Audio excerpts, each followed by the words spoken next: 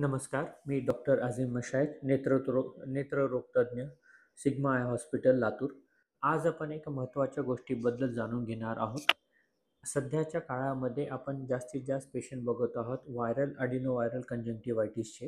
हे सध्या संसर्गजन्य रोग आहे आणि भरपूर पेशंटमध्ये हा दिसत आहे.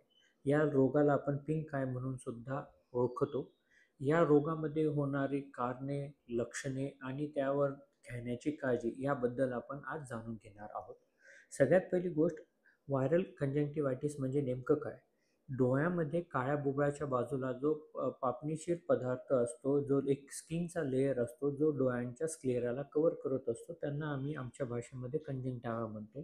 त्या कंजंक्टिव्हामध्ये व्हायरसेसमुळे जे इन्फेक्शन होतो त्याला आपण व्हायरल कंजंक्टिव्हायटिस किंवा पिंक आय या नावाने ओळखतो.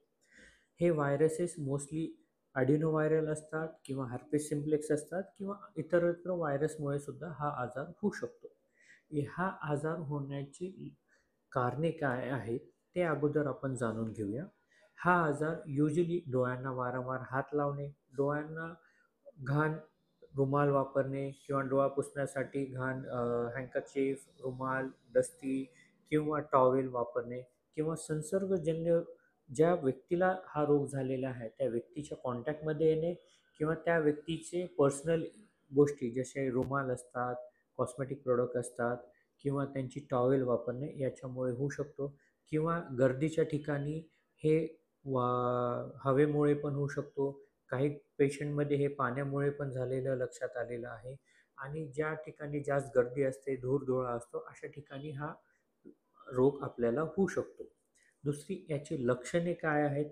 तो डोळ्यामध्ये लालसरपणा येणे, डोळ्यातून पाणी जास्तीत जास्त जाणे, डोळ्यामध्ये जळजळ होणे, डोळ्यामध्ये घाण येणे, रात्री सकाळी उठल्यानंतर डोळ्यांच्या पापण्या चिटकलेल्या दिसणे, त्याच्यानंतर डोळ्यांच्या पापण्यांना सूज येणे आणि काही काही लोकांना प्रकाशापासून पण त्रास होऊ शकतो. आता ह्या युजली ॲडिनोव्हायरल कंजंक्टिव्हायटिससाठी काही आपण स्पेसिफिक ट्रीटमेंट देत नाही. हा सेल्फ लिमिटिंग आजार असल्यामुळे आपल्याला फक्त काळजी घेतल्याने सुद्धा घरगुती उपाय करून सुद्धा हे तुमचा बरा होऊ शकतो.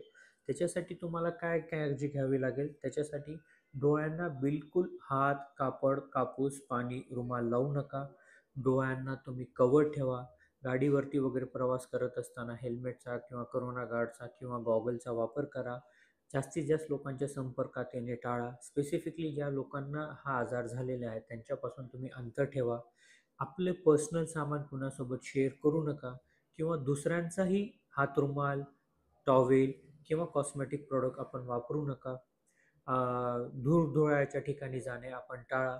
डोळ्यांना वारंवार हात लावणे, पाणी मारणे, डोळा चोळणे किंवा स्वतःच्या मनाने उपचार घेणे अशा गोष्टी टाळा. डाएट व्यवस्थित ठेवा, व्यवस्थित झोप घ्या. जेवढं होऊ शकेल तेवढं तुम्ही खाण्यापिण्याकडे व्यवस्थित लक्ष द्या. व्हायरल इन्फेक्शन्सला काळजी घेणे हा सगळ्यात मोठं ट्रीटमेंट आहे. जर तुम्ही काळजी घेतली तर तुम्हाला हा आजार स्वतः बरा होऊ शकतो. पण काही गोष्टीमध्ये जर आपल्याला हा आजार बरा होत नसेल, डोळ्यांना जास्त सूज आली असेल, डोळ्यातून जास्त पाणी जात असेल, जर आपल्याला दृष्टी कमी झाल्यासारखं जाणवत असेल किंवा डोळ्यांच्या पापण्यांना जास्त सूज आली असेल किंवा प्रकाश आपल्याला सहन होत नसेल, तर त्यावेळेस आपल्याला जवळच्या नेत्ररोग तज्ज्ञांना भेट देणे गरजेचं आहे. त्याच्यानंतर त्याची ट्रीटमेंटचं पार्ट काय? युजली ऑब्झर्वेशन हा ट्रीटमेंटचा पार्ट आहे. नाहीतर आपल्याला काही मेडिकेशन्स दिले जातात. त्याच्यामध्ये आपल्याला टीयर सबस्टिट्यूट दिला जातो, अँटिबायोटिक आय ड्रॉप दिला जातो, गरज पडली तर स्टेरॉइड्स आय ड्रॉप्स दिले जातात, नाईट ॲप्लिकेशनचं ऑइंटमेंट दिलं जातं आणि जर सिव्हिरिटी जास्त असेल तर ओरल मेडिकेशन्स पण दिले जातात. तर ॲडिनोव्हायरल कंजंक्टिव्हायटिसबद्दल आपल्याला बेसिकली 2-3 गोष्टीच लक्षात ठेवायच्या आहे. हा एक संसर्गजन्य रोग आहे.